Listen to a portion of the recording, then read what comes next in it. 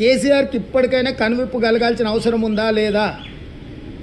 మొన్నటి వరకు గేట్లకు రాని అని ఎమ్మెల్యేలను పిలిచి భోజనాలు పెట్టే కాడికి వచ్చింది. తలుపులు మూసి కాళ్ళు పట్టుకుంటుండో కడుపులో తలకాయ పెడుతుండో నాకైతే తెలియదు, కానీ వాళ్ళు నమ్ముతారా?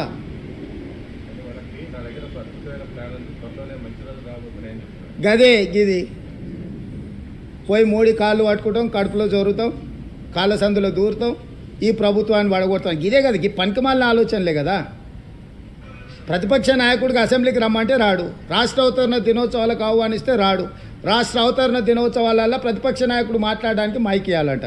సిగ్గునాదా? ఎక్కడన్నా భారతదేశంలో ఎక్కడైనా ఈ సాంప్రదాయం ఉందా? కనీసం రాష్ట్ర అవతరణ దినోత్సవాలకు 10 ఏళ్ళు మమ్మల్ని ఎప్పుడన్నా పిలువనన్నా పిలిచిండా? మేము ప్రత్యేకంగా ప్రభుత్వం తరఫున 10 ఏళ్ళు ముఖ్యమంత్రిగా పనిచేసిండు.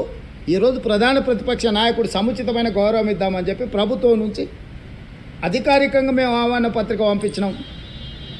ఏ మాత్రం తెలంగాణ ఉద్యమ సోయి కేసీఆర్ గారికి ఉండి ఉంటే వారు అక్కడికి వచ్చి హుందాగా కూర్చొని 10 సంవత్సరాలు పూర్తి చేసుకుంటున్న తెలంగాణ సంబరాలలో పాల్గొని ఉండేవాడు. తెలంగాణ సంబరాలలో పాల్గొననోడు, ప్రజలు ఎన్నుకున్న తెలంగాణ ప్రభుత్వాన్ని కూలదోయాలనుకునేటోడు ఏ రకంగా ఆయన తెలంగాణ బాగా కోరుకుంటుండు?